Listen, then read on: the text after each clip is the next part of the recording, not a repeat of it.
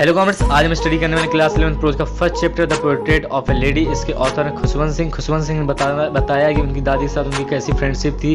खुशवंत सिंह कहते हैं मेरी जो दादी थी वो सभी दादियों जैसी थी, यानी जैसे सबकी दादी होती हैं वैसी मेरी भी दादी थी। वह बहुत बूढ़ी थी और उनके चेहरे में बहुत सारी झुर्रियाँ भी थीं, लेकिन लोग कहते हैं कि जब वह यंग थी तो बहुत खूबसूरत दिखाई देती थी और उनके कोई पति भी थे।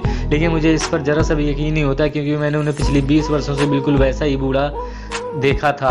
फिर खुशवंत सिंह कहते हैं हालांकि मेरे घर में एक मेरे दादाजी की तस्वीर है जिसमें उन्होंने पगड़ी पहनी हुई है, उनकी सफ़ेद दाढ़ी है, जिसे देखकर ऐसा बिल्कुल भी नहीं लगता है कि वह किसी के पति होंगे या उनके कोई बच्चे होंगे, बल्कि उनको देखकर ऐसा लगता है जैसे वह बहुत सारे नातियों के दादाजी होंगे। फिर खुशवंत सिंह कहते हैं कि जब मेरे मम्मी पापा शहर चले गए थे घर बसाने के लिए, तो उन्होंने मुझे मेरी दादी के पास ही छोड़ दिया था। तो मेरी दादी मेरा बहुत अच्छे से ख्याल रखती थी। वह मुझे सुबह जल्दी से जगा दिया करती थी, मुझे नहलाती थी और मुझे स्कूल के लिए तैयार कर देती थी। और स्कूल तैयार करने के बाद वह मुझे नाश्ते में कुछ शाम की बची बासी रोटियां देती थी और कुछ रोटी अपने पास रख लेती थी जिसे वह कुत्तों को खिलाती थी, और हम साथ साथ स्कूल जाते।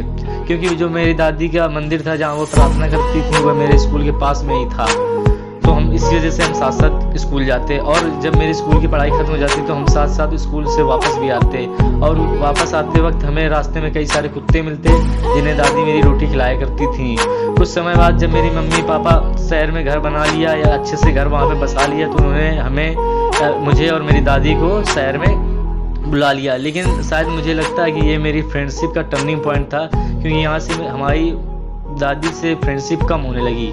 शहर जाने के बाद हम एक ही कमरे में रहते, लेकिन मेरी दादी मुझसे ज़्यादा बात नहीं करती थी। अब वो मुझे स्कूल भेजने नहीं जा पाती थी, क्योंकि अब मुझे स्कूल की बस आती थी मुझे लेने। वहाँ पर गांव की तरह कुत्ते भी नहीं थे जिन्हें दादी रोटी खिलाती। तो दादी ने जो घर में ही स्पैरोज या चिड़िया आती थी उन्हें रोटियाँ खिलानी प्रारंभ कर दी या ब्रेड्स खिलाने चालू कर दिए।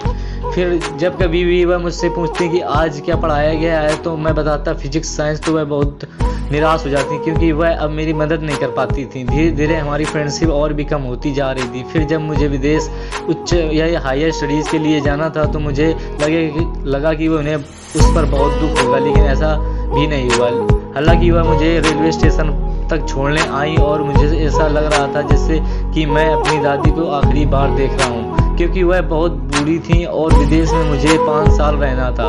पर ऐसा भी नहीं हुआ। जब मैं वापस आया वह मुझे स्टेशन पर लेने आई, लेकिन उनके पास मेरे लिए समय नहीं था। वह अपना सारा समय पक्षियों को दाना डालने और प्रार्थना में लगाती थी।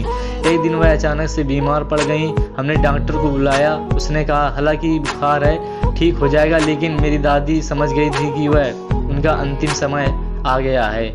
कुछ दिन बाद प्रार्थना करते करते उनके होंठ चुप हो गए और हम समझ गए कि वो अब नहीं रही। हमने पूरे रीति रिवाज से उन्हें बेड से उतारा, फर्श में लटा दिया और आत्म संस्कार की जो अरेंजमेंट करने के लिए चले गए। जब हम वापस आए तो कमरे के पहले ही रुक गए, क्योंकि पूरे कमरे में हजारों की तादाद में चिड़ियाँ इकट्ठा थी। और हैरानी की बात यह थी कि वह जरा सा भी शोर नहीं कर रही थी। जब हमने दादी को शरीर को अर्थी में लिटाया और कमरे से बाहर निकाला तो सभी स्पैरोज चुपचाप वहाँ से उड़ गईं। तो इस तरीके से हमारी स्टोरी खत्म होती है।